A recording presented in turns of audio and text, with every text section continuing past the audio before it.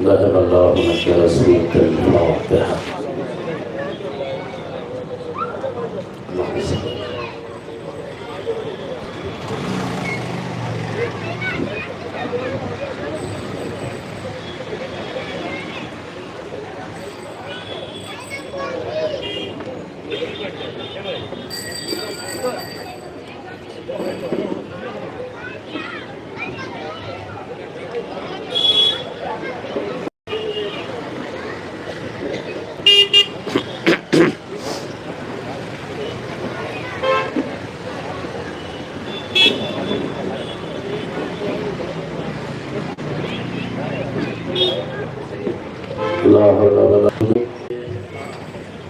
انسان کا وجود پاک ہونا ضروری ہے جس کے لیے اس کے پیغامات اس تک پہنچ سکے. قرآن جیسی کتاب کو سمجھنے کے لیے، جاننے کے لیے کم سے کم اتنا ہونا چاہیے کہ وہ اپنے وجود کو سمجھے تاکہ قرآن جیسی کتاب سمجھ میں آ سکے. تو جب قرآن سمجھ میں آ جائے گا تو یقین جانے انسان کو اسلام سمجھانے کی ضرورت نہیں پڑے گی، اس لیے کہ پورا اسلام اللہ نے اسی کتاب میں اعلان کر دیا ہے کہ اس کتاب کے حوالے سے تم صراط مستقیم تک پہنچ سکتے ہو، لیکن بشرطے کہ پہلے کتاب تک پہنچو. توجہ ہے ظاہر محترم، آخر منٹ تک پہلے کتاب تک پہنچو. اب ظاہر سی بات ہے کہ جب ایک بغیر معلم کے ایک طالب علم عالم نہیں بن سکتا، خطیب نہیں بن سکتا، قاری نہیں بن سکتا، قرآن کے لفظوں کو نہیں جان سکتا، تو یقین بتائیے روڈ کی مجلس میں آپ سے بہت ہی سنجیدہ گفتگو کر رہا ہوں. جب ایک معمولی سی الف ب کی کتاب بغیر استاد کے سمجھ میں نہیں آتی تو قرآن جیسی کتاب بغیر استاد کے کیسے سمایا؟ قرآن اس میدان عمل کا نام ہے کہ اللہ نے اس قرآن کو نازل کرنے کے لیے پہلے سیرتوں کو دکھاتا ہے.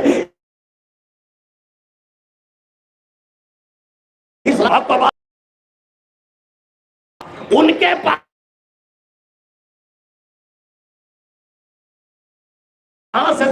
وہ ہمیں یہ دیکھ صحابیہ سمجھ میں آ جائے گی، عدالت کی نظر دے کے قرآن سمجھ میں آ جائے گا. جہاں عدالت ہوگی وہاں اسلام پایا جائے گا، جہاں عدالت نہیں ہوگی وہاں نہ حسین سمجھ میں آئے گا نہ یزید سمجھ میں آئے گا.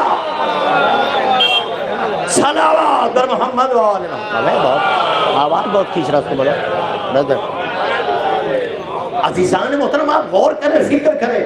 پورا دین ایک طرف ہے. حسین ابن علی کی ذات اگر سمجھنا ہے، اسلام سمجھنا تو حسین کو سمجھے. اسلام جاننا ہے تو کائنات کے اس امیر کو سمجھے کہ جس نے پورے دین پر آج بھی 1400 سال کے بعد اگر یہ عزاداری نہ ہوتی، چیلنج کے ساتھ یہ جملہ ہے عزیزان محترم، اگر یہ عزاداری نہ ہوتی تو یقین جانو دین نہ ہوتا. آپ یہ کہیں کہ مولانا دین کیسے ہے؟ اس لیے کہ دین حسین ابن علی اس ذات کا نام ہے کہ جس نے اس دین کو اس طرح سے بچایا ہے کہ آج نہ بلانے کے باوجود عقل انسانی حیران ہے، پوری دنیا حیران ہے. جو پوری کائنات کا دشمن ہے وہ بھی کربلا پر سچ کرنے کو تیار ہے. یہ بتاؤ کون سی ذات ہے جس میں لاکھ نہیں، 2 لاکھ نہیں، 3 لاکھ نہیں، 4 لاکھ نہیں، 5 لاکھ نہیں. یہ کون ہے؟ کہ حسین کی وہ ذات ہے جو بغیر بلائے مجمع کی تعداد کو بتا رہا ہے. جب حسین بلائے گا تو گنتی ختم ہو جائے گی، بلکہ آواز آئے گی حسین. اس ذات کا نام ہے شاہست حسین، بادشاہ حسین، دینست حسین، دیپناست حسین. ہم منزلوں کو پہچانو.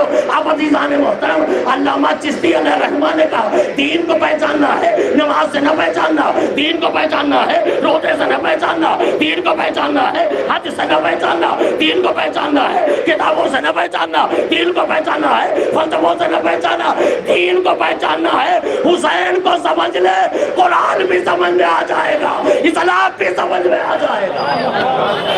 عظمت قرآن سمجھیں، آپ عظمت الہی کو جاننے کی کوشش کریں. عزیزان محترم، آپ غور کریں، فکر کریں. علامہ چشتی علیہ رحمہ نے جو آواز پوری کائنات کو دی ہے، اور انہوں نے کہا میں نے تو آج تک میرے فلسفہ سمجھ میں نہ آیا. حسین نے دین بچایا ہے، اور جس نے دین برباد کیا ہے آج لوگ اس کو بخشوانے کے چکر میں ہیں۔ تو جب وہ ان کا نام لینے میں شرم نہیں کرتے تو حسین کا نام روڈوں پہ لینے میں شرم نہ کیا کرو۔ پانی تو مائک بہت خراب ہے۔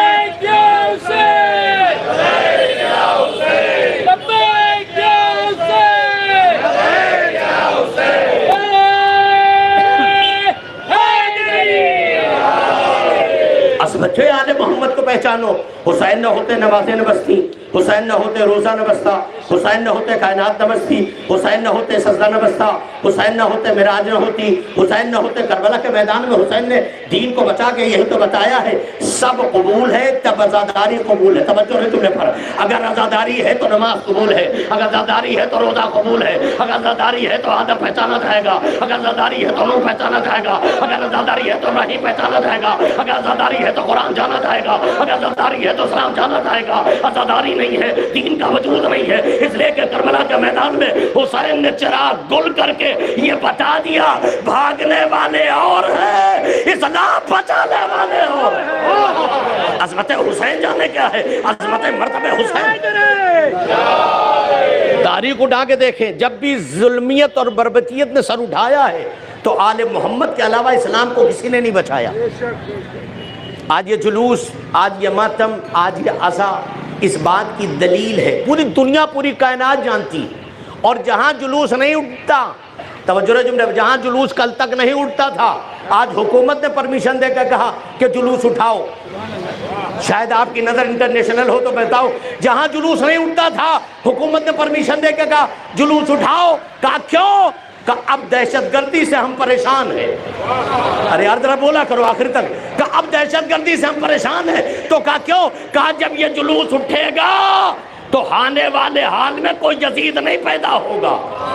عزیزان محترم مرتبے کو پہچانے، تو جب بھی اسلام کا وقت پڑا ہے سوائے آل محمد کے کسی نے بتایا نہیں، کسی نے نہیں بچایا۔ اور اس کے بعد آپ تاریخ اٹھا کے دیکھیں تو آپ کو پتہ چلے گا ایک دور ایسا گزرا ہے۔ میں وجود انسانیت کی بات اس وقت کر رہا ہوں کہ جب آدم اس کائنات میں نہیں آئے تھے۔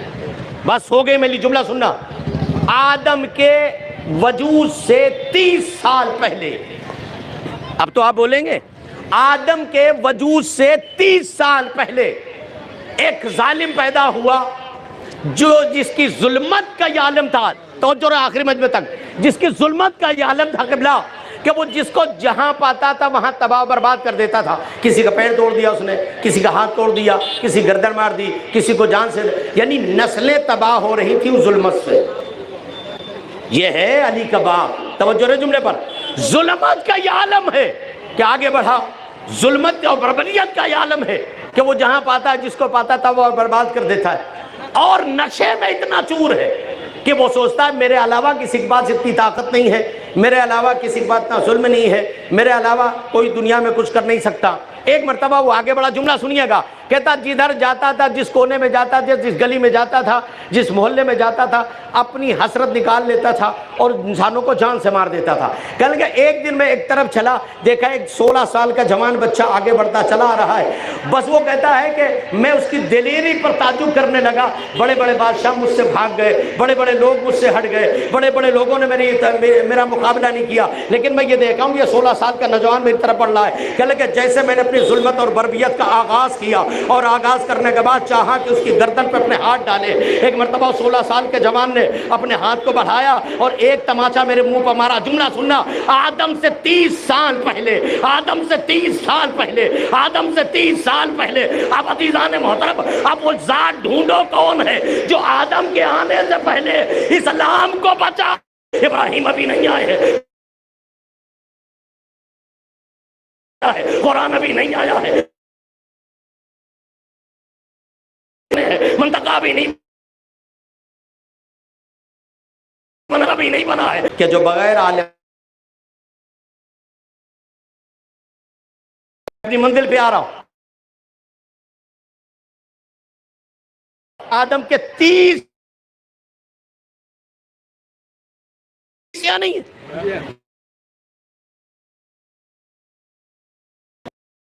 سے خون بہ رہا ہے، کہتا ابھی تو کوئی ہوئے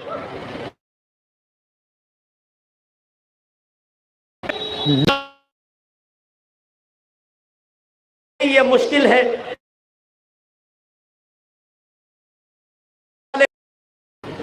تیر آواز دی. آدم نے آواز دے کے کہا یہ بتاؤ کہ یہ رسیاں تم کو کھولنی ہے. کہاں کھلوانا ہے؟ آدم نے سارا زور لگا دیا, وہ رسی کھلی نہیں. تو اور گزرتا گیا, ابراہیم کے پاس آیا. ابراہیم سے کہا خلیل اللہ ہو, خانہ کعبہ کو بنانے والے ہو, اللہ کے نمائندے ہو, اللہ کے بھیجے ہوئے رہبر ہو, اللہ کے وزیہ ہو, اللہ کے نمائندے ہو, اللہ کے نبی ہو, یہ رسیاں کھول دو, یہ زخم اچھا کر دو. ابراہیم نے دیکھا اور دیکھنے کے بعد جملہ کہا اگر میرے دور کی ہوتی شاید میں کھول دیتا, لیکن چونکہ میرے دور کی نہیں ہے. اب آپ نے اندازہ لگایا, پتا چلا نبوتوں کا دور ہوتا ہے, امامتوں کا دور ہوتا ہے. مزاج اپنے کو پہچانیے گا کہ میرے دور کا مسئلہ نہیں ہے, ورنہ میں معاملے کو حل کر دیتا. کہ پھر کیا کروں؟ کہ جب تم نہیں حل کر سکتے تو کون حل کرے گا؟ کہ میرے بعد والے نبی کے پاس جاؤ. موسیٰ کے پاس آیا, اس نے کہا یہ رسیاں کھول دو. موسیٰ نے کہا توجہ رہے جملے پر, کہ عصا پھینک کے اژدہا بنانا اور بات ہے, یہ رسی کھولنا اور بات ہے. یہ ہے عظمت آل محمد جو تصور میں بندوں کے نہیں آ سکتا, سوچ بھی نہیں سکتا بندہ. یہ ہے عظمت آل محمد. اس کے بعد کہتا کہ میں اسی عالم میں اور آگے بڑھا, عیسیٰ کے پاس آیا. عیسیٰ میری یہ مشکل ہے, مجھے آزاد کرا دو, میرے گناہ معاف کروا دو, میں اب تمہاری بارگاہ میں. عیسیٰ نے پلٹ کے کہا مردوں کو زندہ کرنا اور بات ہے, تیرے رسی کو کھولنا اور بات ہے. مردے کو زندہ کرنا اور بات ہے, تیرے تماچے کو زخم کرنا اور بات ہے. مردے کو زندہ کرنا اور بات ہے, تیرے کانوں سے پیپ بند کروانا اور بات ہے. مردے کو زندہ کرنا اور بات ہے, تیرے رخسار کو ٹھیک کرنا اور بات ہے. کہا یہ بتاؤ تم تو اللہ کے نمائندے ہو, اور جب تم سے یہ نہیں ہو رہا ہے, کئی بات یہ ہونے کی نہیں ہے, یہ تو پتا چلے باندھا کس نے ہے. یار آخری مجمع تک سوال آپ سے کر رہا ہوں, یہ تو پتا چلے باندھا کس نے ہے. اس لیے کہ تم ہمارے وجود سے پہلے ہو, تو جب ہم ہی نہیں تھے, جب ہمارا ہی وجود نہیں تھا تو کھولے گا کون؟ تو پھر کہ اور نبی کی بارگاہ میں جاؤ, اور نبی کی بارگاہ میں آئے. اور یہاں تک کہ آخر مجمع کے سماعت تک ایک جملہ آپ کے حوالے کر رہا ہوں. کہلے کہ یہ بتاؤ آخری نبی کوئی بتا دو جو میری مشکل کو حل کرے. کہلے سلیمان کے پاس جاؤ. علامہ ملسی کہتے ہیں کہ سلیمان کے پاس بندہ آیا, اور آنے کے بعد ہاتھوں کو جوڑ کے کہتا ہے سنا کہ بڑی بھاری سلطنت آپ کی ہے. کہاں یہ سلطنت میری ہے. کہا ایک فریاد لے کے آیا ہوں, توجہ. کہا فریاد کیا ہے؟ کہا یہ ہاتھ رسیوں سے بندھے ہیں, یہ کان سے پیپ بہ رہا ہے, لہو بہ رہا ہے, اور یہ زخم, اسے اچھا کر دو. جناب سلیمان نے اوپر سے نیچے تک دیکھا. کہنے کہ آدم کے پاس گئے تھے, اس کی آدھی امید تو یہی مر گئی. اس نے کہا نوح کے پاس گئے تھے, کہا گیا تھا. کہا موسیٰ کے پاس گئے تھے, کہا گیا تھا. کہا ابراہیم کے پاس گئے تھے, کہا گیا تھا. کہا ان سے کھلی, کہا بڑا زور لگایا نہیں کھلی. توجہ رہے آل محمد کیا ہے. آج یہ جلوس اس بات کی گمبازی کر رہا ہے, یہ جلوس نہ ہوتا یزیدیت سر اٹھا لیتی. یہ جلوس کے ہر فرد جتنے بھی یا حسین کہنے والے ہیں, آج یہ جلوس پیمانہ اس بات کی دلیل ہے کہ حسین زندہ ہے, حسین کائنات میں ہے. نمازیں بچی ہیں تو حسین کی بدولت, روزہ بچا حسین کی بدولت ہے, تمہاری نمازیں بچی حسین کی بدولت ہے. جس حسین ابن علی کا مرتبہ اتنا ہے, نمازوں پہ چاہے جتنی نمازیں پڑھ لے, لیکن جب تک نماز میں آل محمد پر درود نہ ہوگا تیری نماز قبول نہ ہوگی. تو بغیر درود کے جب نماز نہیں قبول ہوتی تو بغیر غدیر کے اسلام کیسے مکمل ہوگا؟ عظمت آل محمد کو پہچانو, منزلت حقیقت کو پہچانو. یہ درس دے رہا, پیغام دے رہا ہے. آج کربلا کربلا آپ سمجھ رہے ہیں کیا ہے؟ ہر قوم, ہر فرقہ, ہر قبیلہ جس مذہب کو مانتا ہو یا نہ مانتا ہو, لیکن کربلا کے نام پر قربان کیوں ہے؟ اس نے کہا میرا نام اسلام نہیں ہے, اس نے کہا میں اسلام سے تعلق نہیں رکھتا, لیکن کربلا میں جو مسیحا دیکھا, کربلا میں جو معجزہ دیکھا, کربلا میں جو منطق دیکھی, کربلا میں جو فلسفے دیکھے, کربلا میں جو وجود دیکھا, جس کی زمین میں 70 لاکھ سے زیادہ کی حیثیت نہ ہو, وہ 11 کروڑ سمیٹ لے, اس کے باپ کا کائنات میں کوئی مثال. عظمت آل محمد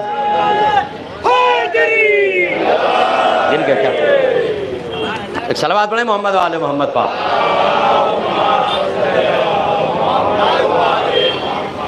اس نے کہا کہ یہ بتاؤ کہ پھر, کہا یہ زخم اچھا نہیں ہو سکتا.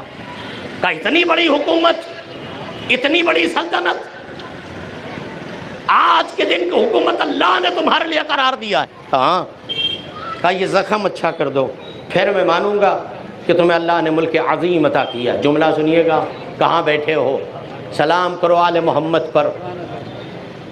جب رات میں سویا کرو نا تو شکرانہ ادا کیا کرو جس ماں نے تمہیں گود میں پالا ہے, جس باپ کی محنت کی کمائی سے تم پروان چڑھے ہو.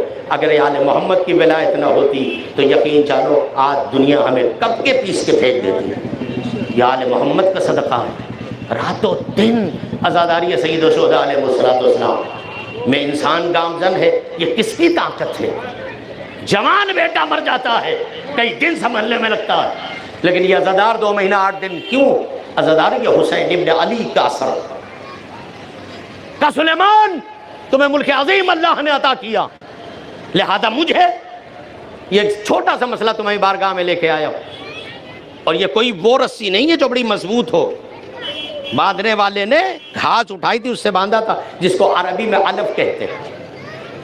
اچھا جناب سلیمان نے بڑا زور لگایا اور پھر اپنے علم لدنی سے ایک جملہ کہا, کہلے دیکھو تم ادھر ادھر جا کے کوئی فائدہ نہیں, بس آؤ جلوس پر آؤ. ادھر ادھر جانے سے کوئی فائدہ نہیں ہے, اس لیے کہ جس کے رہبر اچھے نہیں ہوتے وہی قومیں بھٹکتی ہیں. کہ تم نے اپنے رہبر کو ابھی تک پہچانا نہیں ہے, بھٹک رہے ہو ادھر سے ادھر تک. تو کہلے پھر کیا کروں؟ کہ میں ایک ہی راستہ بتا رہا ہوں. کہا کیا بتاؤں؟ کہلے ایک جگہ چلے جاؤ وہی رسی کھل جائے گی. کہلے تمہیں کیسے پتا؟ کہلے مجھے پتا ہے.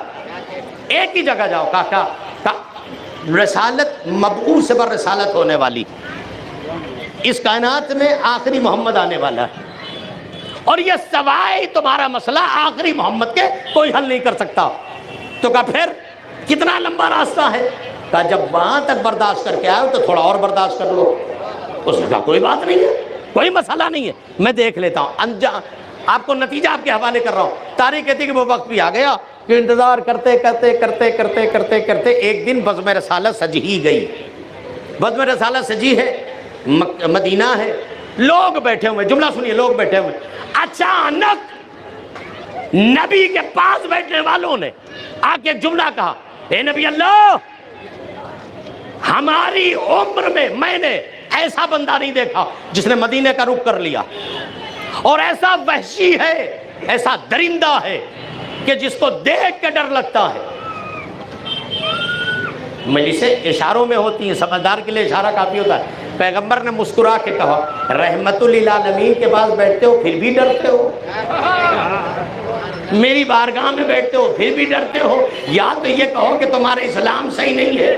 اب نبی نے پوچھا, توجہ رہے جملے پر, اب نبی نے پوچھا کتنے دن پہلے ایمان لائے ہو, کتنے دن پہلے مسلمان ہوئے ہو, بتاؤ تمہارا ایمان کس پر ہے. یا نبی اللہ آپ کو تو پتا ہے, توجہ جملے پر, آپ کو تو پتا ہے کہ میں کب مسلمان ہوا. کیا ڈرنے کی بات نہیں ہے؟ حسین نے تو میری طرف دیکھے سارا مجمع. تاریخ کہتی ہے ایک مرتبہ تاریخ نے لکھا, ایک مرتبہ وہ بشر, وہ دیو, وہ بندہ مسجد نبوی کی طرف چلتا چلا گیا, مجمع پھٹتا چلا گیا. آنے کے بعد نبی پر کھڑے ہو کے کہتا ہے, اے نبی اللہ, آپ کا پتہ جناب سلیمان نے بتایا ہے. آدم سے پوچھا رسی نہ کھلی, نوح سے پوچھا رسی نہ کھلی, ابراہیم سے پوچھا مشکل نہ ہوئی, داؤد سے پوچھا مشکل نہ ہوئی, ابراہیم سے پوچھا مشکل حل نہیں ہوئی. آپ کا پتہ جناب سلیمان نے بتایا ہے کہ آپ ہی میرے مسئلے کو حل کر سکتے. نبی نے کہا گھبراؤ نہیں, بتاؤ مشکل کیا ہے.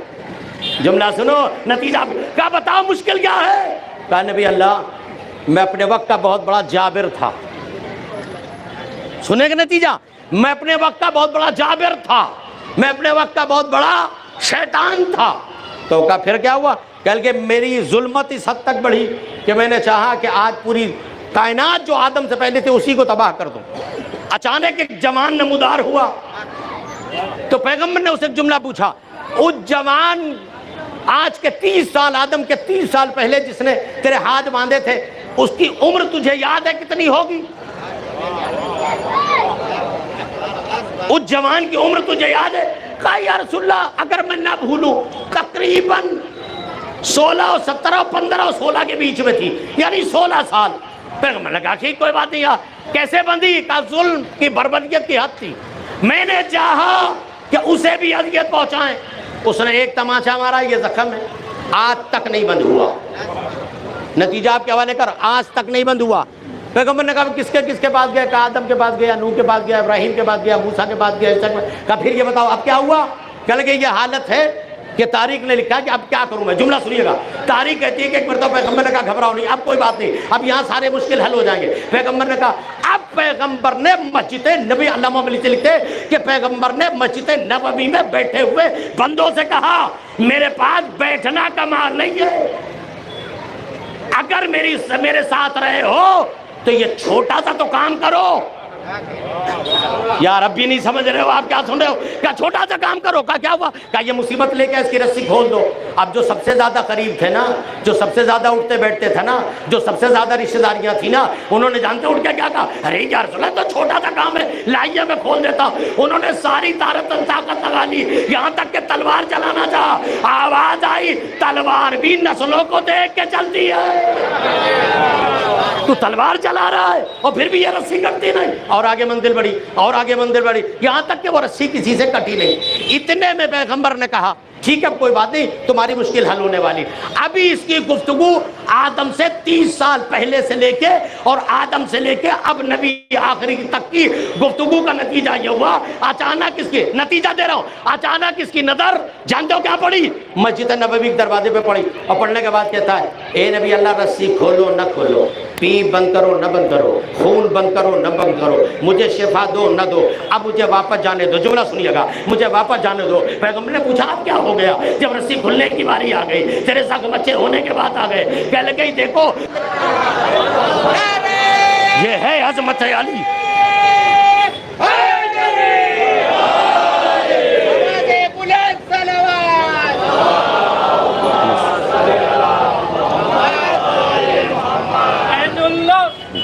لا پانی دو، پانی دو۔ اسد اللہ، عین اللہ، وجہ اللہ، اسد اللہ، غالب ابن غالب، علی ابن ابی طالب، نعرہ حیدری۔ کہا یہ کون ہے؟ کہا علی ابن ابی طالب۔ کہا یا رسول اللہ یہ تو گنتی ختم ہو جائے گی، اس وقت بھی 16 سال کا تھا۔ کہا یہ کون ہے؟ کہا علی۔ کہا کس کا بیٹا ہے؟ جملہ سنو مسجد نبوی میں، کہا کس کا بیٹا ہے؟ کہا ابو طالب کا۔ کہا اس کی خصوصیت کیا ہے؟ کہا اس کی خصوصیت یہ ہے قرآن نہ آتا اگر اس کا باپ نہ ہوتا۔ یہ اس عمل کو کہتے ہیں جس کے گھر میں قرآن آیا، جس نے نبوت کو پال کے اسلام کے حوالے کیا۔ کہا اچھا۔ اب علی نے مسکرا کے کہا کیا چاہتا ہے؟ پہچانا؟ دنیا کی ظلمت اور بربریت ایک طرف، علی کا عدالت بھرا جملہ ایک طرف۔ علی نے مسکرا کے کہا اگر جانا چاہتا تو چلے جا، لیکن یاد رکھ آج تک کائنات میں کوئی ماں ایسا بیٹا پیدا نہیں کر پائی ہے جو اس رسی کو کھول دے۔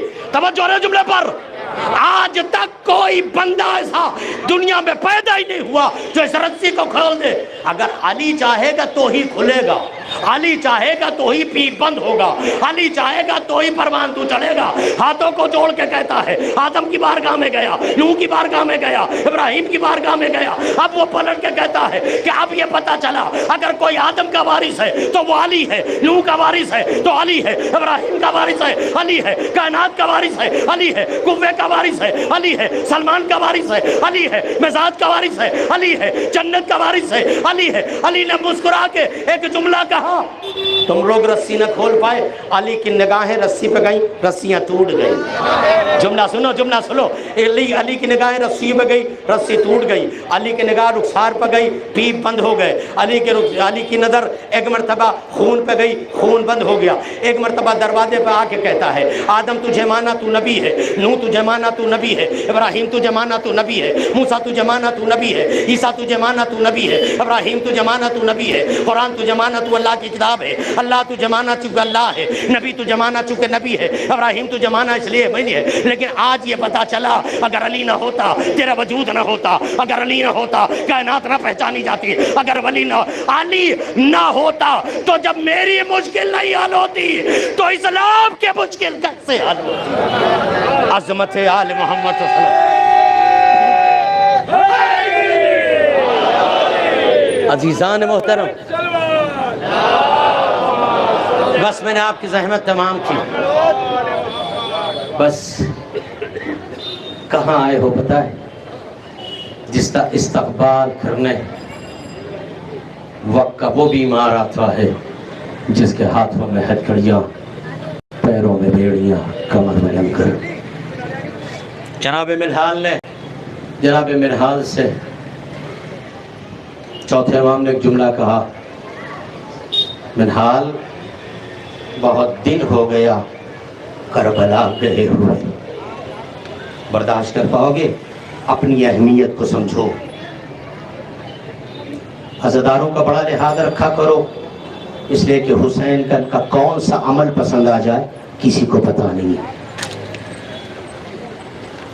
لیکن منہال ایک شرط ہے کربلا جانے سے پہلے، کا وہ شرط کیا ہے؟ کا شرط یہ ہے کہ جس قافلے میں مجھے کربلا بھیجنا، وہ قافلے والے مجھے نہ جانے کہ میں سجاد ہوں۔ سن سکیں گے، برداشت کر پائیں گے؟ ایسے بھی مسائل سنا کرو۔ منہال پتہ لگا کربلا، اربعین، کربلا، عاشورہ، کربلا، عام دنوں میں کون سا قافلہ جا رہا ہے؟ اس نے کہا مولا ایسا ہو سکتا ہے کہ لوگ آپ کو نہ جانے، رونے کے لیے جملہ کہوں، مولا ایسا ہو سکتا ہے آپ کو نہ جانے۔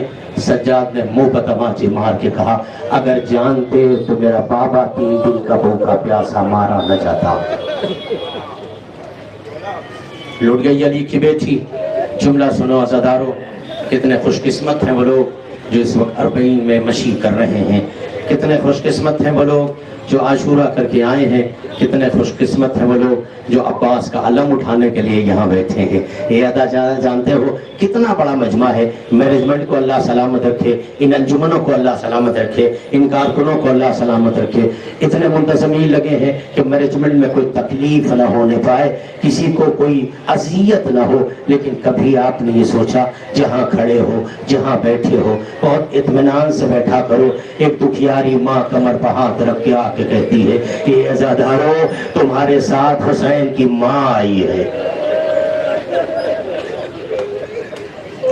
ہم تھک جاتے ہیں، جلوس ابھی ختم ہوگا، اس کے بعد ہم اپنے اپنے گھروں کو چلے جائیں گے۔ یہ عزادارو دست ادب جوڑ کے ایک جملہ کہوں، کبھی کسی نے پوچھا اے بی بی تو گھر کب جاتی ہے؟ اول محرم سے لے کے 2 مہینہ 8 دن، چلو آج اس جلوس میں چلے، چلو آج جلوس میں چلے، چلو آج اس جلوس میں چلے، چلو آج اس میں، ہاتھوں کو جوڑ کے کہوں اے بی بی تجھے تھکان نہیں ہوتی؟ کہا جب سے میرا لال مارا گیا نہ کوئی جلوس چھوڑتا ہے نہ کوئی منزل۔ تکلف نہ کیا کرو عزادارو۔ منہال نے پتہ لگایا ایک قافلہ جا رہا ہے، اپنی عظمت سمجھو، گھر تک روتے ہوئے جاؤ گے۔ ایک مرتبہ کہا مولا ایک قافلے کا پتہ لگا لیا ہے، جو قافلے والے آپ کو نہیں جانتے۔ کہا سامان سفر تیار کیا جائے۔ سامان سفر تیار ہوا، امام قافلے کے لیے روانہ ہوئے۔ آپ جانتے ہو جو لوگ کربلا آج نہیں، اس زمانے میں جب پیدل لوگ جایا کرتے تھے، سواریوں کا اہتمام نہیں تھا۔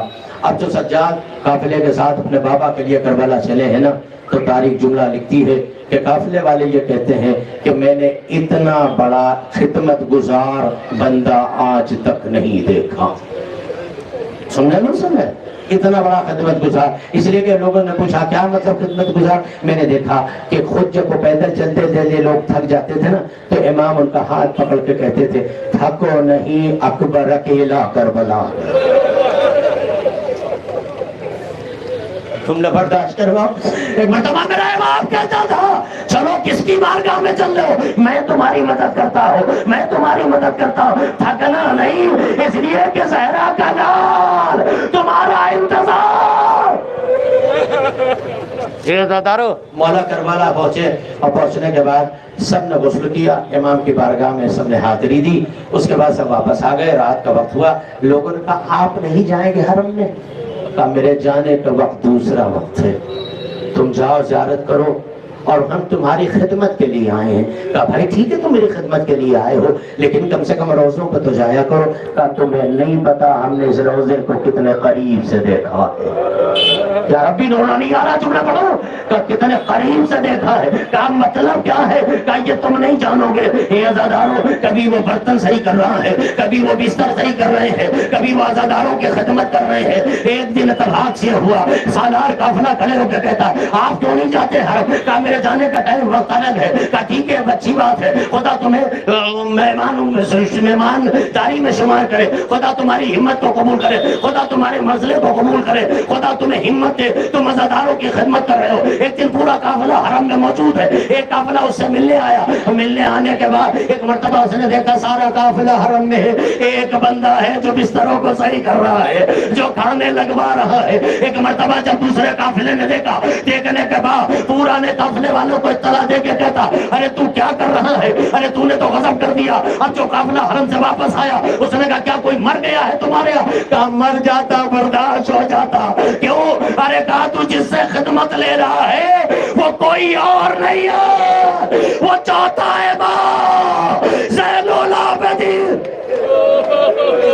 اے عزادارو جملہ سنو گے، قافلے والے آگے گر گئے، اے مولا آپ نے بتایا کیوں نہیں؟ جملہ سنو گے اس لیے عزاداروں کی خدمت کیا کرو، عزاداروں کی عزت کیا کرو۔ ایک مرتبہ چوتھے امام نے ہاتھوں کو جوڑ کے کہا میرے بابا نے کہا تھا سچا میرے عزاداروں کا خیال، اے سچا۔ یہ جلوس کی شکل میں مجمع آیا ہے، بس آخری منزل پڑھنا ہو۔ اے عزاداروں کبھی کبھی ایک جملہ کہنے کو دل چاہتا ہے۔ جناب زید سکینہ نے پوچھا تھا اے بھیا سجاد مصیبت کے کتنی حدیں ہیں؟ میں کبھی کبھی جب یہ مسائل پڑھتا ہوں تو یہ سوچتا ہوں اے مولا اب یہ جلوس ختم ہوگا، لوگ اپنے اپنے گھروں کو چلے جائیں، سواری کا اہتمام ہے، کھانے کا انتظام ہے، پانی کا اہتمام ہے، لیکن کبھی میں سوچتا ہوں اے پروردگار، اتنے بڑے جلوس میں کبھی آپ نے سنا کہ کوئی اعلان ہو رہا ہو کہ کسی کا بچہ کھو گیا؟ اعلان نہیں ہوتا نا، لیکن کسی نے پوچھا سکینہ کہاں کوئی تھی؟ کسی نے پوچھا سچا سے عزادار بس آخری جملہ پڑھنا۔ مقتل کہتی کہ یہ لٹا ہوا قافلہ دربار یزید میں داخل ہوا، ابھی داخل ہو رہا تھا کہ ہند جو سوچے یزید ہے وہ دربار میں اپنی بیٹی کو لے کے داخل ہو رہی تھی۔ اچانک اس نے دیکھا ایک چھوٹا سا سر ہے، اس کی بیٹی مچل جس کا نام رملہ ہے، مچل کے کہتی ہے اے اماں دعا کر کہ جب اس کا سر کٹا ہو اس کی ماں دیکھ نہ رہی ہو،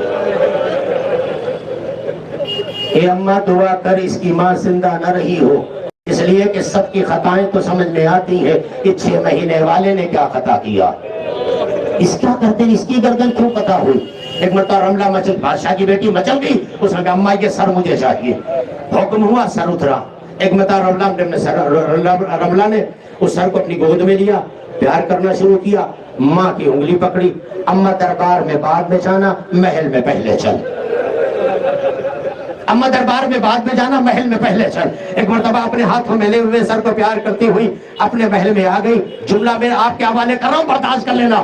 ایک مرتبہ ادھر نو کے نیدا سے علی اصغر کا سر اترا، اور سر اترنے کے بعد ادھر زینب کی انگلیوں کو سکینہ کو زینب کی انگلیوں کو سکینہ نے چھوڑا اور آواز دی، اے بھیا سادہ جملہ سنیے گا، آواز دی اماں میرا بھائی دربار میں جا رہا ہے، اے اماں میرا بھائی دربار میں جا رہا ہے، اے اماں میرا بھائی دربار میں جا رہا ہے، میں دربار میں جا رہی ہوں، آپ کا بھائی آپ کے حوالے۔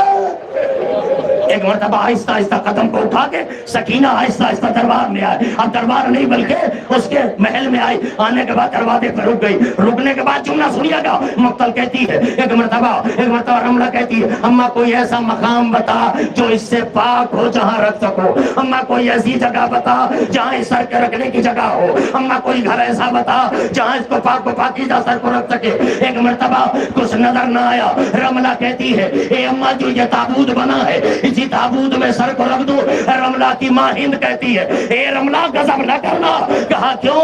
کہا یہ تو میں نے حسین کے اصغر کے لیے بنایا،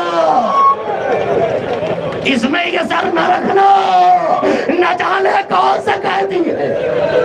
نہ ایسے ماتم نہ کرو عزادارو، ایسے ماتم کرو جیسے جوان مر جائے تو بوڑھی ماں، اے میرا رات آوازیں بلند ہو گئی، کہا نہ رملا غضب نہ کرنا، یہ تو میں نے اصغر کے لیے بنایا ہے، یہ تو میں نے رباب کے اصغر کے لیے بنایا ہے، یہ تو میں نے اکبر کے بھائی کے لیے بنایا ہے، یہ تو میں نے عباس کے بھتیجے کے لیے بنایا ہے۔ ابھی یہ گفتگو ہو رہی تھی، ایک مرتبہ کہتی پھر اماں کیا کروں گا، اس میں نہ رکھنا۔